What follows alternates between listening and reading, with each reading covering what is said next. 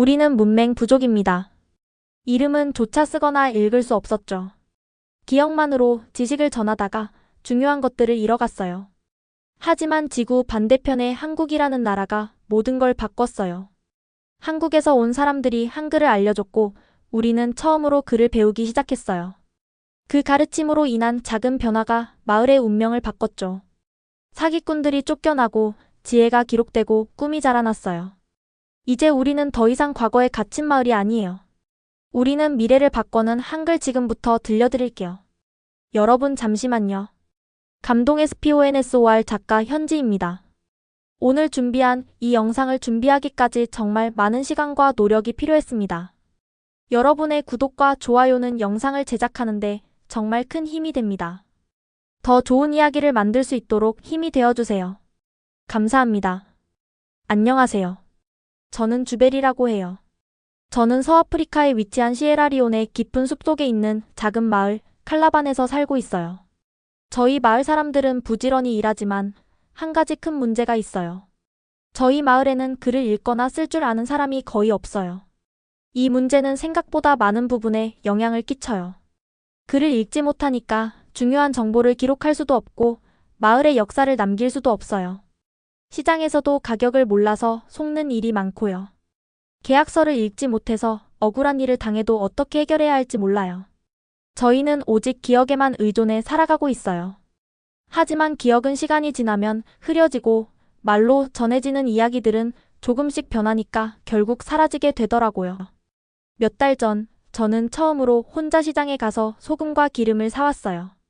마을에서는 대부분 물물 교환을 하지만 가끔 필요한 물건을 사려면 돈이 필요했어요. 아버지께서 어렵게 모은 돈을 주시면서 당부하셨죠. 꼭 정확한 가격을 듣고 다른 가게도 둘러보고 사거라. 저는 시장에 도착하자마자 가장 큰 가게로 갔어요. 소금과 기름을 살 수 있는 곳이었죠. 이 소금 한 봉지는 얼마인가요? 제가 물었어요. 가게 주인은 저를 위아래로 훑어보더니 미소를 지으며 대답했어요. 아, 칼라반 마을에서 왔구나. 2000세디다. 저는 돈을 꺼내려다 문득 다른 가게도 둘러보라는 아버지의 말을 떠올렸어요. 그래서 옆 가게로 가서 같은 질문을 했어요. 소금 한 봉지는 얼마인가요? 이번에는 1200세디라는 답이 돌아왔어요. 저는 가슴이 철렁했어요. 같은 소금인데 가게마다 가격이 너무 달랐어요. 첫 번째 가게 주인은 제가 글을 모르고 숫자를 모른다는 걸 알고 일부러 가격을 속인 거였어요.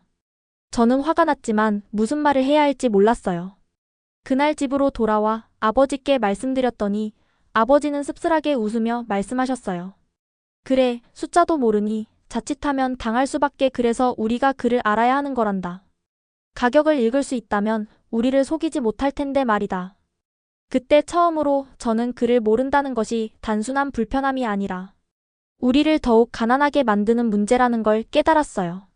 저희 마을에서 가장 존경받는 사람은 저희 할아버지 마람이에요.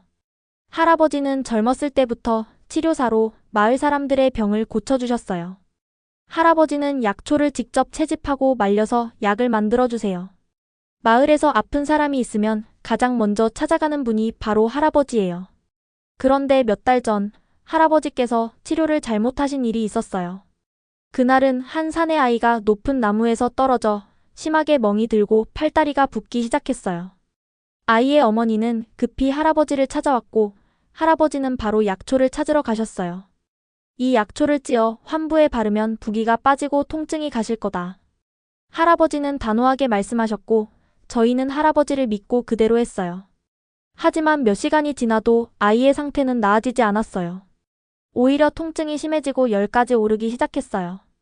그때 다른 마을에서 온 한 젊은 치료사가 우연히 마을을 방문했어요. 아이를 보더니 깜짝 놀라며 말했어요.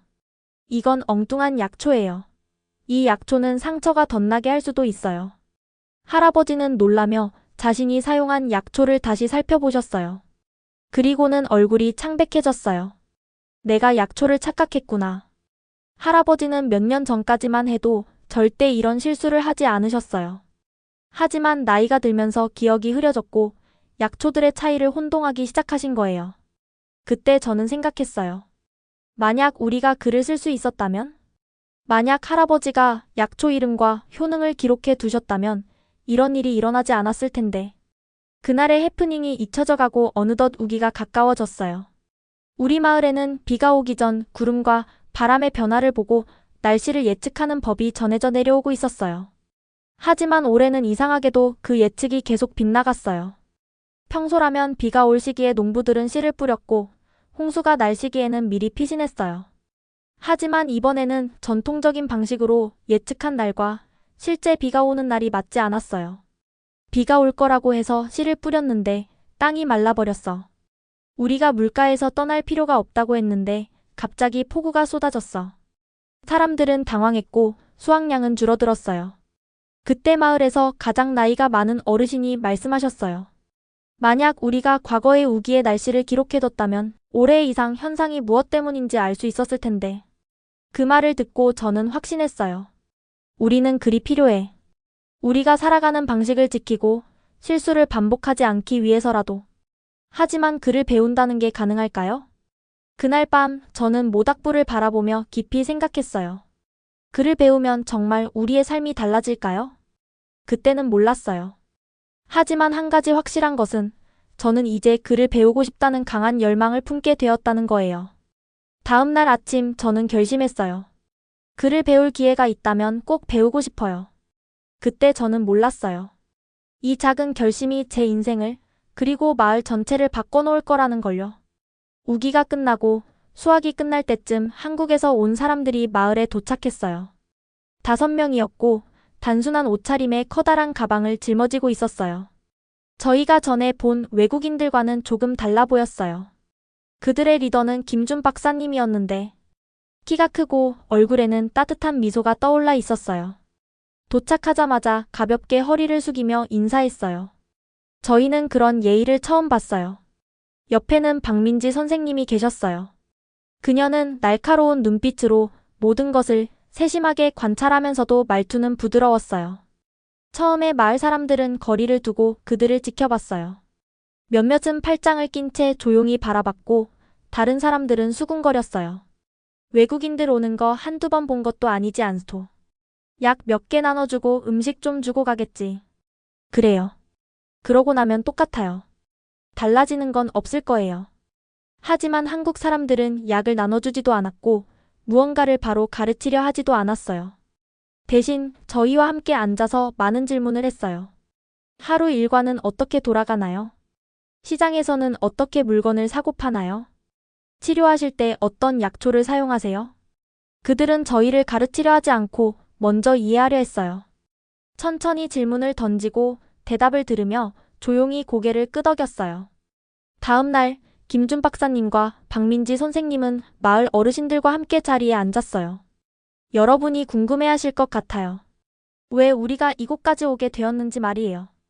김준 박사님이 차분한 목소리로 이야기를 시작했어요. 몇 달 전 한 여행자가 시에라리온의 여러 마을을 다니다가 우연히 칼라반을 방문했어요. 그런데 그는 이곳에서 놀라운 걸 발견했어요. 마을 사람들은 조용히 박사님의 말을 들었어요. 그분이 말씀하시길 이 마을에는 굉장한 지혜가 있다고 했어요. 자연에서 약을 구하고 손으로 치료하는 기술이 도시보다 더 정교하다고 말이죠. 그런데 큰 문제가 하나 있었어요. 박사님이 한숨을 쉬었어요.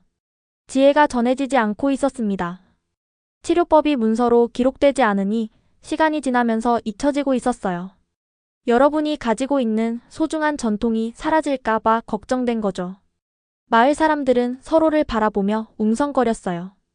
박민지 선생님이 부드럽게 덧붙였어요. 우리는 그동안 이 문제를 해결하는 방법을 고민했어요. 단순히 약을 가져오고 치료를 해주는 건 오래가지 않을 거예요. 결국 가장 중요한 건 여러분이 스스로 지식을 보존할 수 있어야 한다는 거였어요.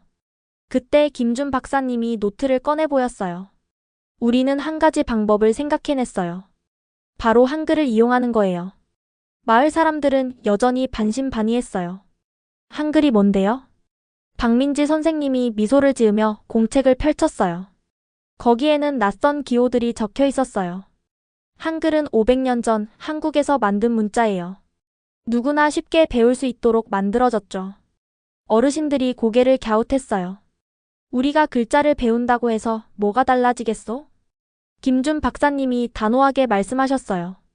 만약 여러분이 한글로 약초의 효능과 치료법을 기록할 수 있다면 후손들이 계속 배울 수 있지 않을까요? 더 나아가 마을에 작은 의료시설이 생긴다면 환자들의 증상을 정확히 기록할 수도 있을 거예요. 글을 몰라 치료 방법을 잊어버리는 일이 없도록 말이에요. 마을 사람들은 조용해졌어요. 한글이 그렇게 쉬운 글이라면 우리도 배울 수 있을까요? 마을에서 가장 나이 많은 할아버지가 질문했어요. 하지만 우리의 말과 한국의 말이 다르면 한글이 우리에게 맞겠소? 박민지 선생님이 공책에 간단한 글자를 적었어요. 한글은 소리를 그대로 적을 수 있도록 만들어졌어요. 여러분이 말하는 대로 글자로 표현할 수 있죠. 그녀는 마을에 한 단어를 물어보고 그것을 한글로 적었어요. 그리고 직접 읽어줬어요. 마을 사람들의 눈이 동그랗게 변했어요. 우리가 말하는 소리를 적을 수 있다니. 그러면 우리도 글을 배울 수 있는 거잖아. 사람들의 반응이 점점 달라지기 시작했어요. 그날 밤 갑자기 마을에서 소란이 일어났어요. 할아버지가 아프세요. 말함 할아버지가 쓰러지신 거예요. 급히 약을 구해 치료했지만 정확한 진단이 어려웠어요. 이전에 비슷한 증상을 본 적이 있어요. 한 어르신이 말했어요. 하지만 언제였는지 어떤 치료를 했는지 기억이 안 나네요. 그 순간 박민지 선생님이 조용히 말했어요. 이게 바로 우리가 한글을 배우려고 하는 이유예요. 모두가 고개를 끄덕였어요. 그날 이후 마을 사람들은 한글을 배우는 걸 고민하기 시작했어요. 그날 밤 저는 모닥불을 바라보며 깊이 생각했어요. 한글이 정말 우리를 바꿀 수 있을까요? 우리 마을도 기록을 남길 수 있을까요? 다음 날 아침 저는 결심했어요. 제가 먼저 배워보겠습니다. 제가 한 이 작은 선택이 마을 전체를 바꿔놓을 거라는 걸 저는 전혀 알지 못했어요. 다음 날 아침 박민지 선생님과 김준 박사님은 마을 한가운데 있는 커다란 바오밥 나무 아래에 작은 무리를 모았어요. 그들은 커다란 나무판에 글자를 적어 나무 기둥에 기대어 두었어요. 처음 보는 외국 글자가 선명하게 적혀 있었어요. 어떤 어르신이 고개를 저으며 중얼거렸어요. 이건 우리 전통이 아니에요. 왜 다른 나라의 글자를 써야 하죠? 저도 사실 걱정이 됐어요. 너무 어렵진 않을까? 배우다가 실패하면 어떡하지? 하지만 이미 결심했어요. 제가 글을 배울 수 있다면 할아버지의 지식을 기록할 수도 있을 테니까요. 저는 조용히 앞으로 나아가 땅바닥에 앉았어요. 박민지 선생님이 미소를 지으며 작은 칠판을 들었어요. 아주 쉬운 것부터 시작해볼까요? 그녀는 분필을 들어 부드러운 곡선이 들어간 글자를 하나 적었어요. 기역. 이 글자는 기역 소리를 내요. 고양이의 고처럼요. 선생님은 천천히 소리를 내며 따라해보라고 했어요. 처음엔 좀 어색했어요. 주변의 마을 사람들이 모두 지켜보고 있었거든요. 하지만 저는 용기를 내어 따라했어요. 그리고 손가락으로 땅에 글자를 그려봤어요. 생각보다 쉽더라고요. 제가 예전에 본 도시의 문자들처럼 복잡하지 않았어요. 몇 번 따라 그려보니 익숙해졌어요. 그러자 선생님이 또 다른 글자를 적었어요. 니은. 이건 니은 소리를 내요. 이제 글자를 조합해서 간단한 단어를 만들어 볼 수 있어요. 박민지 선생님이 글자를 하나씩 조합해서 소리를 내보였어요. 놀랍게도 저는 이미 배운 두 글자로 간단한 단어를 읽을 수 있었어요. 주변에서 지켜보던 마을 사람들 중 몇몇이 살짝 앞으로 다가왔어요. 처음엔 관심 없는 척했지만 점점 호기심을 보이기 시작했어요. 그때 6살쯤 되어 보이는 작은 아이가 제 옆에 쪼그리고 앉아 조용히 물었어요. 저도 해봐도 돼요? 저는 웃으며 나뭇가지를 건넸어요. 아이는 조심스럽게 땅 위에 글자를 따라 그렸어요. 그의 작은 손이 떨렸지만 금세 눈을 반짝이며 기뻐했어요. 조금씩 더 많은 사람들이 다가왔어요. 몇몇 아이들이 나뭇가지를 들었고 심지어 처음부터 고개를 저으며 반대하던 한 할머니도 손가락으로 조심스레 글자를 따라 쓰기 시작했어요. 그때 처음으로 저는 깨달았어요. 이건 단순히 글자를 배우는 게 아니라 사람들이 마음을 여는 과정이구나. 그날 저녁 더 놀라운 일이 일어났어요. 저는 나무판에 글자를 적으며 연습하고 있었는데 할아버지가 조용히 옆에 앉으셨어요. 아무 말씀도 없으셨지만 계속 지켜보고 계셨어요. 그러다 한참 후 낮은 목소리로 말씀하셨어요. 나도 배워볼 수 있을까? 저는 깜짝 놀랐어요. 정말요? 할아버지는 천천히 고개를 끄덕이셨어요. 이걸로 약초의 이름과 치료법을 기록할 수 있다면 나도 한번 해보고 싶구나. 가슴이 두근거렸어요. 저는 분필을 잡고 할아버지의 손에 쥐어드렸어요. 할아버지는 서툰 손길로 천천히 첫 글자를 따라 쓰셨어요. 손이 떨렸고 글자는 삐뚤삐뚤했어요. 하지만 할아버지는 포기하지 않으셨어요. 한 글자, 두 글자, 그리고 마침내 할아버지는 자신의 이름을 적었어요. 마람. 할아버지는 글자를 바라보며 한동안 아무 말도 하지 않으셨어요. 그리고 작은 목소리로 말씀하셨어요. 내가 내 이름을 쓰다니. 그 순간 할아버지의 눈에 눈물이 맺혔어요. 저는 그 모습을 보고 마음이 뜨거워졌어요. 할아버지가 글을 배우기로 했다는 소식이 퍼지자 다음 수업엔 더 많은 사람들이 모였어요. 아직도 망설이는 사람도 있었어요. 우리가 글을 배워서 뭐 하겠어? 젊은 애들은 그렇다 쳐도 나 같은 늙은이가 이걸 어디에 써먹겠나? 하지만 할아버지가 조용히 말씀하셨어요. 기억은 흐려지지만 글자는 남는다. 내가 배워야 우리 후손들도 배울 수 있다. 그 말을 듣고 마을 사람들은 깊이 생각했어요. 그리고 조금씩 나아와 하나둘 글자를 배우기 시작했어요. 나무판 위에 적힌 글자가 이제는 마을 사람들의 관심을 끌고 있었어요. 사람들은 조용히 글자를 따라 읽으며 연습하기 시작했어요. 이제 더 이상 한글은 낯선 기호가 아니었어요. 그날 밤 저는 모닥불 옆에 앉아 손에 쥔 분필을 바라봤어요. 우리 마을이 조금씩 변하고 있어. 그리고 그 변화는 이제 막 시작된 거였어요. 시간이 지나면서 마을에 놀라운 변화가 일어나기 시작했어요. 바오밥나무 아래에서 하는 글자 수업에는 점점 더 많은 사람들이 모였어요.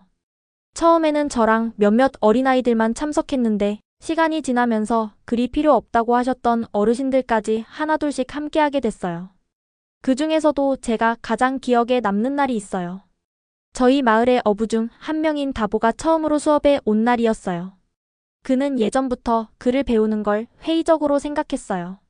주베리, 나는 평생 물고기를 잡으며 살았어.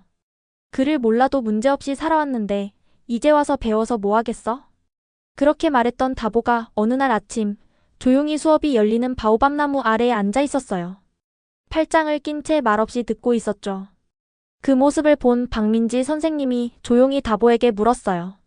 다보 씨, 시장에서 물고기를 팔 때 가장 어려운 점이 뭐예요? 다보는 한동안 망설이다가 대답했어요. 도시에서 온 상인들이 우리를 속이는 일이 많아요. 우리는 숫자를 정확히 읽을 줄 몰라서 가격을 제대로 계산하지 못하고 때로는 바가지를 쓰기도 해요. 박민지 선생님은 미소를 지으며 칠판에 숫자를 적기 시작했어요. 그렇다면 오늘은 숫자를 배워볼까요? 그녀는 1부터 10까지 숫자를 적고 한글로 숫자를 읽고 쓰는 방법을 설명해줬어요. 숫자는 우리가 가진 것들을 정확하게 기록하고 손해보지 않도록 도와주는 강력한 도구예요. 다보는 조용히 듣고 있다가 천천히 손을 뻗어 땅의 숫자를 따라 쓰기 시작했어요. 처음엔 손이 어색하게 떨렸지만 몇 번 반복하자 점점 익숙해졌어요. 잠시 후 그는 고개를 끄덕이며 말했어요. 이거 정말 쓸모있겠는데? 그의 얼굴에는 이제까지 보지 못했던 새로운 깨달음이 떠올라 있었어요. 시간이 지나면서 글자를 배우려는 사람들은 점점 더 많아졌어요. 그리고 가장 먼저 변한 곳은 시장이었어요. 예전에는 시장에서 가격을 말로만 주고받았어요. 그래서 사람마다 가격이 달라지기도 하고 외부 상인들이 마을 사람들을 속이기도 했어요. 하지만 이제 상인들은 나무판에 가격을 적어 두기 시작했어요. 어르신들도 달라지셨어요. 할아버지는 더 이상 머릿속에만 약초 정보를 저장하지 않으셨어요. 작은 공책을 마련해서 약초 이름과 효능, 사용법을 꼼꼼하게 적기 시작하셨어요. 그리고 마을의 젊은 여성들에게도 가르쳐 주셨어요. 어느 날 저녁 할아버지가 모닥불 옆에서 공책을 뒤적이며 말씀하셨어요. 주베리야, 이건 우리가 역사를 보관하는 거랑 같구나. 이제 이 지식을 잃어버릴 일이 없겠지? 저는 웃으며 대답했어요. 박민지 선생님이 그러셨어요. 글자를 쓴다는 건 우리의 생각을 사라지지 않게 보관하는 거라고요. 하지만 아직도 망설이는 사람들도 있었어요. 어느 날 밤 마을 회의에서 한 어르신 바바툰데 할아버지가 말씀하셨어요.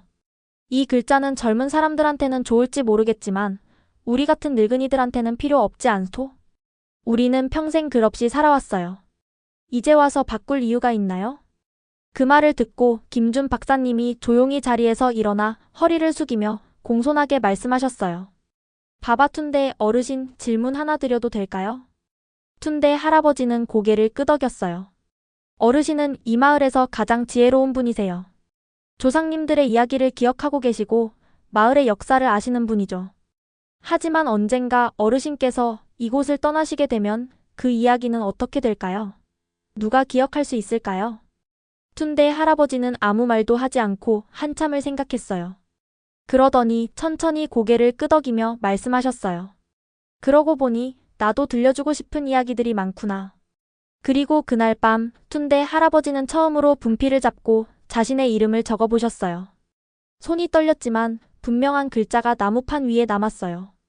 한국 사람들이 마을에 온 지 6달이 지났어요. 그리고 칼라바는 예전과 전혀 다른 마을이 되었어요. 어부들은 자신이 잡은 물고기의 양과 판매한 금액을 기록하기 시작했어요. 시장에서는 모든 물건의 가격이 적혀 있었어요. 어르신들은 마을의 역사와 전통 이야기를 글로 남기기 시작했어요. 아이들은 매일 밤 글자를 연습하며 새로운 꿈을 꾸기 시작했어요. 하지만 가장 큰 변화는 사람들의 마음가짐이었어요. 우리는 더 이상 글을 모르는 부족한 사람들이 아니었어요. 우리는 배우고 기록하고 전통을 지키는 마을로 바뀌고 있었어요. 어느 날 밤 바오밥 나무 아래에서 또다시 수업이 열렸어요. 저는 주위를 둘러봤어요. 사람들의 눈에는 기대와 열정이 가득했어요. 그때 깨달았어요. 우리는 단순히 글을 배우고 있는 게 아니었어요. 우리는 꿈꾸는 법을 배우고 있었어요.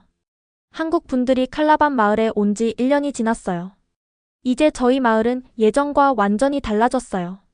예전에는 글을 배워봤자 소용없다고 하시던 분들도 이제는 글을 생활 속에서 자연스럽게 사용하고 있었어요.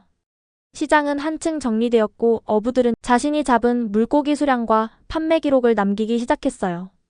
치료사들은 약초의 효능과 사용법을 공책에 적으며 지식을 보존했고 심지어 마을의 어르신들까지도 마을의 역사를 글로 남기기 시작했어요. 그러던 어느 날 오후 저는 할아버지와 함께 약초 처방 노트를 정리하고 있었어요. 그때 마을 입구에서 누군가 큰 소리로 외쳤어요. 정부 사람들이 와요. 프리타운에서 관리들이 오고 있어요. 저는 순간 몸이 굳었어요. 정부 관리들이 칼라반에 온다고요? 이런 일은 한 번도 없었어요. 마을 사람들도 놀라서 모두 광장으로 몰려왔어요. 사람들은 수군거리기 시작했어요. 왜 갑자기 정부에서 오는 거지? 혹시 우리가 뭔가 잘못한 거 아니야? 혹시 글자를 배우고 있다는 걸 듣고 온 걸까? 저는 기대와 걱정이 동시에 밀려왔어요. 혹시 정부에서 우리가 하는 걸 막으려고 하는 걸까요? 아니면 우리가 배운 걸 인정해 주려는 걸까요? 몇 시간이 지나자 3명의 관리가 도착했어요. 그들은 깔끔한 정장을 입고 있었고 도시에서 온 상인들과는 확실히 다른 분위기였어요. 가죽 가방과 노트를 들고 있었고 말투에는 권위가 느껴졌어요. 그중 가장 앞에 서 있던 키가 크고 날카로운 눈빛을 가진 남성이 자신을 소개했어요. 저는 교육부의 카마라 씨입니다. 여러분의 마을에서 특별한 일이 일어나고 있다고 들었습니다. 마을 사람들은 조용히 숨을 죽였어요. 저도 긴장돼서 가슴이 두근거렸어요. 우리가 들은 소식에 따르면 칼라반 마을에서는 원래 글을 읽고 쓰는 사람이 거의 없었는데 지금은 어떤 낯선 문자를 사용해 글을 배우고 있다고 합니다. 그게 사실인가요? 그 말을 듣자 김준 박사님이 앞으로 나와 조용히 고개를 숙이며 인사했어요. 네, 맞습니다. 이곳 마을 사람들은 한글이라는 한국의 문자를 사용해 글을 배우고 있습니다. 배우기 쉬운 체계 덕분에 많은 분들이 빠르게 익히고 계십니다. 카마라 씨는 눈썹을 살짝 치켜 올리며 물었어요. 한글이라고요? 그는 마을 사람들을 둘러보며 물었어요. 여러분 중에 글을 배운 사람이 있나요? 한순간 마을이 조용해졌어요. 아무도 움직이지 않았어요. 그러다 놀랍게도 바바툰데 할아버지가 한 걸음 앞으로 나오셨어요. 그분은 마을에서 가장 나이가 많으신 분이었어요. 천천히 손을 들고 작은 분필을 집어들었어요. 그리고 떨리는 손으로 나무판 위에 글자를 적었어요. 둔데 관료들 사이에서 작은 웅성거림이 일었어요. 어르신도 배우셨다고요? 관리 중 한 명이 놀라며 말했어요. 그때 어린아이 아미나가 작은 나뭇가지를 들고 땅에 글씨를 적었어요. 나는 우리 마을을 사랑해요. 카마라 씨가 그 글씨를 보더니 아미나에게 물었어요. 이걸 내가 쓴 거니? 아미나는 자랑스럽게 고개를 끄덕였어요. 그러자 또 다른 관리가 나와서 말했어요. 누군가 자신이 쓴 글을 읽어줄 수 있나요? 그때 할아버지가 조용히 앞으로 나오셔서 노트를 펼치셨어요. 목소리를 가다듬고 또박또박 읽기 시작하셨어요. 보아보아 나뭇잎은 햇볕에 이틀 동안 말린 후 빻아야 합니다. 이렇게 하면 약효가 더 강해집니다. 관료들은 서로 눈빛을 주고받았어요. 그들은 우리가 실수를 하거나 제대로 읽지 못할 거라 예상했던 것 같아요. 하지만 마을 사람들은 당당하게 글을 읽고 있었어요. 한동안 침묵이 흘렀어요. 그리고 마침내 카마라 씨가 입을 열었어요. 솔직히 말하자면 저희는 단 몇몇 사람들만 배우고 있을 거라 생각했습니다. 하지만 지금 보니 이 마을 전체가 변한 것 같군요. 김준 박사님이 미소를 지으며 말씀하셨어요. 글은 도구입니다. 한번 그 가치를 알게 되면 자연스럽게 배우고 싶어지죠. 카마라 씨는 천천히 고개를 끄덕였어요. 그리고 한글이라는 문자는 배우기 쉽다고 하셨죠? 그 순간 저는 용기를 내서 앞으로 나섰어요. 네, 맞아요. 저도 몇 주 만에 배웠어요. 그리고 이제는 다른 사람들에게도 가르쳐 줄 수 있어요. 그는 흥미로운 표정으로 저를 바라봤어요. 그럼 내 이름을 적어볼 수 있겠니? 저는 조심스럽게 나무판 앞으로 가서 한글로 제 이름을 또박또박 적었어요. 주베리. 관리들은 조용히 글자를 바라봤어요. 그리고 한 명이 노트에 무언가를 적기 시작했어요. 한참 동안 회의를 하던 끝에 카마라 씨가 마침내 결론을 내렸어요. 우리는 외국 문자를 교육하는 걸 권장하지 않지만 이건 좀 다르군요. 그는 마을 사람들을 둘러보며 말했어요. 이건 특별한 일입니다. 떠나기 전 카마라 씨는 김준 박사님에게 말했어요. 오늘 본 것을 보고하고 논의해 보겠습니다. 정부에서도 문맹률을 낮추기 위한 방법을 고민하고 있으니 어쩌면 이 방법이 도움이 될 수도 있겠군요. 제 가슴속에 작은 희망이 피어났어요. 혹시 우리 마을만이 아니라 다른 마을도 이렇게 배울 수 있을까요? 카마라 씨는 미소를 지으며 대답했어요. 가능성이 있겠지요. 관료들이 떠난 뒤 저는 민지 선생님에게 물었어요. 정부에서 정말 도와줄까요? 민지 선생님은 조용히 웃으며 대답했어요. 그건 아직 모르지만 확실한 건 내 마을은 이미 변화하고 있다는 거야. 저는 마을을 둘러봤어요. 이제 저희는 단순히 배우는 마을이 아니었어요. 우리는 변화를 만들어가는 사람들이었어요. 그리고 이건 시작에 불과했어요. 한국 분들이 칼라반 마을에 온 지도 벌써 3년이 지났어요. 주변을 둘러보면 정말 믿기 힘들 만큼 많은 변화가 있었어요. 예전에는 글을 읽거나 쓸 줄 아는 사람이 거의 없었는데 이제는 마을 전체가 글과 이야기 그리고 배움으로 가득 차 있어요. 시장에서는 가격이 적힌 나무판이 세워졌고 어부들은 자신이 잡은 물고기의 수량과 판매 기록을 남기기 시작했어요.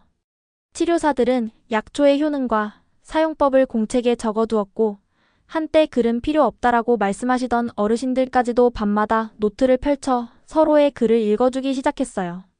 하지만 오늘은 단순히 마을의 변화만을 기념하는 날이 아니었어요. 한글 축제. 이 축제는 원래 마을에 없던 행사였어요. 하지만 우리가 글을 배우고 나서부터 그 시작을 기념하는 날을 만들고 싶었어요. 그래서 해마다 우리가 글을 배운 그날을 축제로 정했어요. 마을 곳곳에는 알록달록한 천이 장식됐고 광장 한가운데에는 커다란 나무판이 세워졌어요. 그 위에는 한글을 배운 마을 사람들의 이름이 하나하나 적혀 있었어요. 저는 가슴이 두근거렸어요. 오늘 축제의 시작을 알리는 연설을 맡게 되었거든요. 마을 사람들 앞에 서자 심장이 빠르게 뛰기 시작했어요. 깊게 숨을 들이마시고 조용히 말을 꺼냈어요. 3년 전 우리 중 누구도 자기 이름을 쓸 줄 몰랐어요. 사람들 사이에서 웅성거리는 소리가 들렸어요. 3년 전 우리는 글을 쓰는 건 도시 사람들, 부자들, 배운 사람들만 할 수 있는 거라고 생각했어요. 어르신 몇 분이 고개를 끄덕이며 옛날을 떠올리는 듯 했어요. 하지만 지금 보세요. 우리는 글을 씁니다. 우리는 읽습니다. 우리는 서로를 가르칩니다. 이제 우리는 기억에만 의존하는 마을이 아니에요. 우리는 미래를 가진 마을이에요. 사람들은 큰 소리로 환호했어요. 저는 미소를 지으며 계속 말했어요. 한글은 우리에게 단순한 글자가 아니에요. 우리의 역사를 기록하고 전통을 지키고 더 큰 꿈을 꿀 수 있도록 도와줬어요. 그리고 우리를 서로 연결해줬어요. 칼라반 마을뿐만 아니라 더 넓은 세상과도요.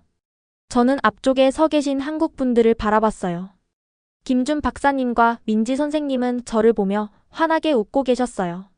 3년 전 우리는 한국이라는 나라에 대해 아무것도 몰랐어요.